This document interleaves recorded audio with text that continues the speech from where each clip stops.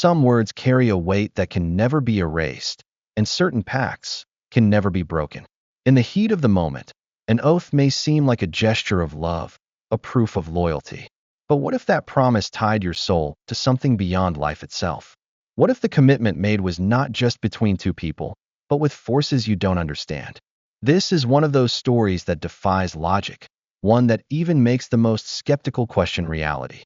A blood pact between a mother and her son, sealed under the full moon, seemed like nothing more than a symbol of eternal protection. But no one told them that certain words do not belong only to the living. When the mother vanishes without a trace, the son realizes something is wrong. Footprints appear inside the house, objects move on their own, and a familiar whisper echoes in the darkness. Underscore, I promised, remember? Underscore. If promises have the power to unite souls, can they also imprison them? And even more terrifying, what happens when we try to break a pact that was never meant to be undone? If you think you've heard unsettling stories before, wait until you hear this one. But be warned, some promises don't just haunt those who make them. They might be listening right now. The promise was born from an ancient fear, the terror of losing someone you love. The boy, only 10 years old, held his mother's trembling hand, his tear-filled eyes reflecting the silver glow of the full moon. She, a woman with a weary gaze but an unshakable heart, couldn't bear to see him suffer. So, in a moment that felt right at the time, she proposed a pact, an unbreakable vow. With a small knife, they made a cut on the tips of their fingers and mixed their blood, sealing the promise with a handshake. Underscore, we will never be separated. Underscore, they said in unison, never imagining that some words do not belong only to the living. The wind, once a gentle breeze, blew strong, making the leaves dance in an unsettling rhythm. The crickets fell silent, the birds vanished, the night was watching. At that moment, the pact seemed like nothing more than a symbol of love, a promise that, no matter what happened, they would always find each other. But who plays with fate without knowing the rules? Promises sealed in blood carry a different weight. They resonate in places humans cannot see, drawing attention that should never be awakened. Some doors, once opened, can never be closed again. Years passed, and like so many childhood vows, that pact was forgotten, swallowed by routine. But forgetting does not erase a debt. And when tragedy arrived, cold and inevitable, the sleeping promise awoke. The mother disappeared without a trace, no clues, no body, only an eerie silence within the house. The boy, now older, felt something watching him in the darkness. Whispers echoed in his room, the sensation of an unseen presence growing stronger each night. The pact had not been broken, and whatever bound him to his mother was still there. His mother's disappearance became a mystery that consumed the village. Some said she had run away, while others believed she had been taken by something no one dared to name. But among all the whispers and suspicious glances, there was one person who did not seem surprised, the old woman in the last house, the one everyone avoided. They said she knew ancient secrets, that she could see beyond the veil of reality. And it was she who called the boy. With a deep gaze, she grasped his arm with thin, cold fingers, like a dry branch in winter. Her touch was firm, and her voice even more so. Foolish child, promises made under the full moon never belong only to the one who speaks them, she murmured, almost as if she were not speaking to him, but to something watching them. A shiver ran down the boy's spine. He tried to push away the feeling that those words held something more, but he couldn't. The old woman continued, her milky eyes gleaming in the dim light. Do you know why certain stories are told from generation to generation? Because some forget, but there are also those who never learn. A blood promise is not just an oath. It is a door, and doors, once opened, do not choose who passes through them. He wanted to step back, but her grip tightened. The wind seemed to swirl around them, as if the night itself were listening to their conversation. The boy finally pulled his arm free from the old woman's grasp. He wanted to laugh, to say that it was all just the stories of frightened people, but the words died in his throat. Because deep down, he knew something was wrong. He felt it. Ever since his mother had disappeared, the whispers in the darkness had grown louder. The air inside the house felt heavier. And worst of all, every night, he sensed that someone, or something, was creeping closer to his bed, waiting for him to fall asleep. Before he turned away, he heard the old woman's chilling words. If she promised never to leave you, then something will make sure that promise is kept. But be careful, boy. What returns from the other side never comes back the same. His mother's absence was not just a silent mourning. It was a hole in reality. There was no farewell, no trace, no explanation. One morning, she was simply no longer there. The bed still unmade, the coffee cold on the table, the front door slightly ajar, as if she had just stepped out for a moment. But days passed, and that moment became an eternal void. The boy ran through the house, opened closets, peered under the furniture, as if she might be hiding somewhere, waiting to be found. But the silence mocked him, filling the rooms with a deafening emptiness. If only there had been signs of a struggle, footprints in the mud, a note. But no, it was as if his mother had been erased from existence, swallowed by the very air she once breathed. Unease turned to fear when the nights began to change. At first, it was just an uncomfortable feeling, a sudden chill at the nape of his neck. Then came the noises. The creaking floorboards at impossible hours, the door seeming to shift on its own. Small objects moved places without him remembering touching them. Nothing felt solid enough to be real, but it wasn't an illusion either. Then, one night, something different happened. The scent. It was his mother's perfume, that faint lavender aroma mixed with the woody hint of the soap she always used. His heart pounded. The scent grew stronger, as if someone had just walked past him. But he was alone, or at least he thought he was. And then, everything changed. In the darkness of his room, just as sleep began to take hold, a whisper floated through the air. Soft, sweet, almost affectionate. I promised, remember? The voice was hers. There was no doubt. But the sound came from an impossible place, from the darkest corner of the room, where the moonlight could not reach. The boy jolted out of bed in a sudden movement, his chest rising and falling with rapid breaths. His instinct screamed at him to run, but his legs were glued to the floor, frozen by terror. His heart pounded against his ribs. He knew he should doubt, that it could be his mind playing tricks on him, but deep down, in the deepest part of his soul, he felt it. His mother hadn't simply disappeared. She was still there. Except, something about her was no longer the same. Morning arrived, but it brought no relief. The boy woke up with the unsettling feeling that he wasn't alone. His eyes were heavy, his head throbbed as if he hadn't truly slept. He sat up in bed, trying to shake off the fog of sleep, and that was when he saw it. On the wooden floor of the hallway, just beyond the slightly open door, were footprints. Small, dark mud stains stretched across the floor, uneven, as if someone had walked with difficulty. The problem? The front door had been locked since the night before. There had been no rain, no dirt inside the house. His stomach twisted as he stepped closer and noticed something even more disturbing. The footprints didn't come from outside. They started in the middle of the hallway, as if something had appeared right there. The boy cleaned the floor, trying to convince himself that it was just his mind playing tricks on him. But when night fell, everything got worse. This time, he made sure to lock every door and window. He checked every corner of the house, as if logic could protect him from the impossible. He lay down, covering himself up to his neck, his heart still racing. But then, in the middle of the night, he felt a weight beside him. It was subtle but unmistakable. The mattress dipped slightly, as if someone were lying down right next to him. The air grew colder, and a familiar scent filled the room, lavender and wood, the same fragrance his mother used to wear. He wanted to close his eyes, pretend he was dreaming, but then he heard it. I promised, remember?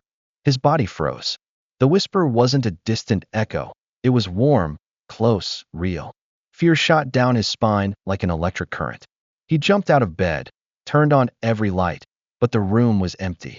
The clock read 3:33 a.m. The silence was absolute. The boy stayed awake for the rest of the night, too afraid to close his eyes. But the next morning, his nightmare took shape. The footprints had returned, this time closer. They started in the hallway and ended right beside his bed. Desperation loomed over him like a shadow. He decided to run a test.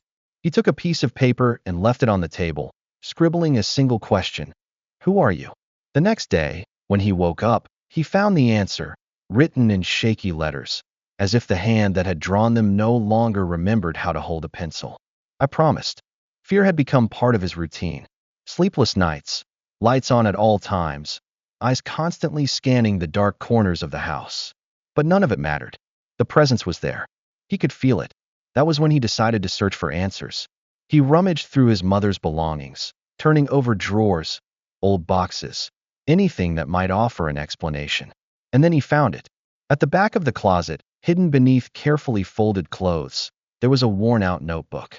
It wasn't a typical diary. Its pages were filled with disordered writings, almost as if thoughts had been spilled onto the paper in sheer desperation.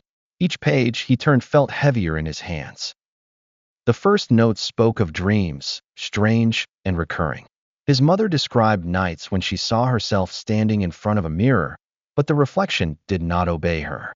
Sometimes she saw shadows in the room, whispers coming from the void. But what made her blood run cold was the page where, in trembling letters, it was written, "The pact is alive." She mentioned omens, the feeling of being watched, and a clear warning: never break the promise. The boy swallowed hard. Until then, he had wanted to believe it was all just his imagination, that his pain was creating illusions. But there it was, proof. His mother knew. And then came the last note. The handwriting was uneven, hastily scribbled. "He will try to take me. He wants to fulfill the pact." The words almost screamed at him. His mother knew something was coming. Something that did not accept separation. Something that wanted to ensure the promise was kept, no matter the cost. A chill ran up the boy's spine. The paper trembled in his hands. He looked around, his heart pounding. Suddenly, he felt he was no longer alone. The diary slipped from his fingers, falling to the floor. And in the suffocating silence, a voice whispered near his ear, "I promised." Desperation drove him to the only person who might have answers. The witch. The old woman lived far from the village, in a cabin nestled deep within the forest, where few dared to tread. Stories about her varied. Some said she was a healer, others swore she made pacts with forces no one should name. But at that moment, the boy didn't care. If anyone could explain what was happening, it was her. He knocked hard on the door, his heart racing, and waited. Time stretched unbearably until, at last, the door creaked open on its own. A strong scent of herbs and burnt wax surrounded him. The witch was there, sitting before the fire, stirring a thick liquid in a clay bowl. Without lifting her eyes, she spoke in a hoarse voice, as if she already knew why he had come. "You should never have made that promise." The boy froze. He hadn't even told her what was happening. But the witch already knew. She lifted her deep-set eyes and gazed at him with an expression that was both pitying and foreboding. "The promise tied your soul to hers. And now, she wants to take you with her." The boy felt the blood drain from his face. He didn't want to believe it, but it all made sense. The presence, the whispers, the footprints. His mother hadn't disappeared. She had been pulled to the other side. And something was bringing her back, or at least, what was left of her. The witch stirred the steaming liquid and murmured words the boy couldn't understand. The fire flickered, and shadows danced on the walls as if they had a life of their own. "If you want to be free, you must act quickly. Time is running out." The boy leaned forward, his chest heavy with urgency. "How do I break the pact?" The old woman narrowed her eyes and let out a dry laugh. "Do you think blood promises can simply be undone? Everything has a price." Silence stretched between them. The witch raised a hand and pointed at him. "Either you pay, or you will be taken." The night was colder than usual. The biting wind howled through the twisted trees of the cemetery, carrying whispers that seemed to cling to the boy's ears. He held a trembling lantern in one hand and, in the other, a small amulet given by the witch, a piece of bone carved with symbols he couldn't understand. His legs felt heavy, but he kept walking among the time-worn tombstones. And then he saw it. His mother's name etched into the gravestone. He had never wanted to accept that she was dead, but now there was no denying it. Yet the most terrifying thing was something else. The earth around the grave was disturbed, as if something had crawled out of it. A shiver ran down the boy's spine as the lantern flickered and died. Darkness swallowed everything around him. The silence was oppressive, as if the entire world was holding its breath. And then, she appeared. At the edge of the dim light that remained, a figure rose, its body wrapped in shadows. His mother, or at least, something that looked like her. Her face was far too pale, her eyes sunken and lifeless, as if they no longer belonged to this world. But the worst part was the smile, a tense, crooked grin, as if she no longer knew how to use the muscles in her face. Do you remember what we promised? Her voice was sweet, almost gentle, but something was wrong. Something that sent ice through the boy's veins. He tried to step back, but his feet felt glued to the ground. I can't go with you, he murmured, feeling the knot in his throat tighten. Her smile widened, and her silhouette moved in a jerky, unnatural way, as if being pulled by invisible strings. But we made a pact, she whispered, tilting her head in a disturbing angle. And promises must be kept. The air around him thickened, pressing against his chest, as if unseen hands were beginning to pull him forward. He knew he had to act. He had to do something before it was too late. But how do you escape a promise sealed in blood? The boy struggled against the invisible force dragging him forward. His body trembled, the air around him thick with something that did not belong to the world of the living. His mother, or what remained of her, extended a hand, her fingers too thin and pale to be human. Come with me, you promised. Her voice carried a hypnotic tone, a distorted sweetness that made him want to obey. But then, something inside him screamed. He couldn't give in. If he crossed that threshold, he would never return. And at that moment, he remembered what the witch had said. To break the promise, he had to destroy what had sealed it. With trembling fingers, he reached into his pocket, pulling out the old cloth that held the object of the pact. It was a simple cord, but it was stained with the blood that had bound them together on that fateful night. This was the link, the knot that tied them beyond death. He pulled out a lighter and, without hesitation, struck a flame. Fire flickered in the dark, illuminating his mother's distorted face for a brief moment. Her eyes widened instantly. No! The scream came from everywhere, echoing from the depths. The boy hesitated for a second, and that was the opening she needed. With an impossible movement, the figure lunged, grasping his wrist with a strength that shouldn't exist. Her skin was as cold as stone, and pain shot through his bones as if something was draining the life out of him. He screamed and let the fire touch the cord. As soon as the flame licked the stained thread, the shadow of his mother let out a piercing howl. The sky darkened unnaturally, the wind became a whirlwind of voices, and the ground beneath his feet trembled. The cord twisted and crackled as if resisting its own end. But then it unraveled. Ashes scattered through the air, and for a moment, everything fell silent. The boy collapsed to his knees, gasping, trying to understand if he was still alive. He looked ahead, expecting to see emptiness. But no, she was still there, still watching him. The pact had not been broken so easily. The silence after the cord's destruction was short-lived. The boy felt his chest rise and fall with heavy breaths, hoping it was over. But then, her voice returned. Do you think you can get rid of me that easily? The tone was no longer sweet. It was cold, hollow, something that seemed to come from a place devoid of life. His mother's shadow was still there, but something had changed. Her body wavered, as if dissolving and rebuilding at the same time. The pact was weakened, but not broken. And that's when the boy realized destroying the cord was not enough.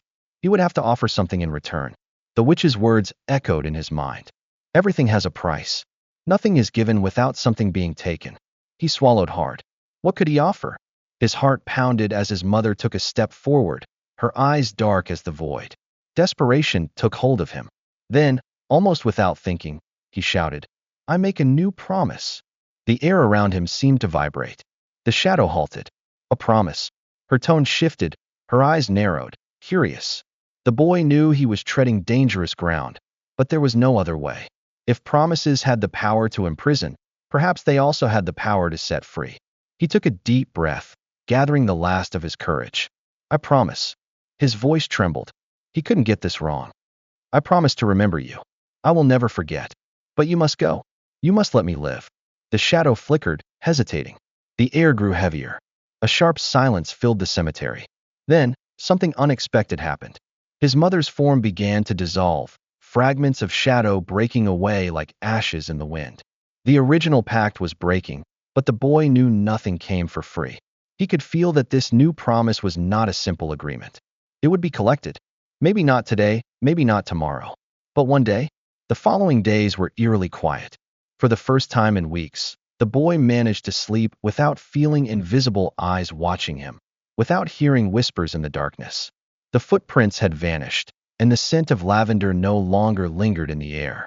He wanted to believe that it was over, that the promise made in the cemetery had, in fact, restored his life to normal. But part of him knew, nothing involving a blood pact ends without leaving scars. That night, he looked at himself in the bathroom mirror while brushing his teeth. His face was pale, his eyes sunken from the exhaustion of sleepless nights. He sighed and closed his eyes for a moment, feeling a rare sense of relief wash over him. But when he opened them again, his heart froze. His reflection blinked at him, but he hadn't blinked. His own reflection stared back with a subtle smile, a crooked, all too familiar grin. He stepped back, his chest tightening, his breath unsteady. This was no trick of the light. It wasn't exhaustion. Something was still there. The truth hit him like a punch to the gut. He had not escaped. Not completely. The promise had been remade, and promises always demand their price. He didn't know when, he didn't know how, but he knew.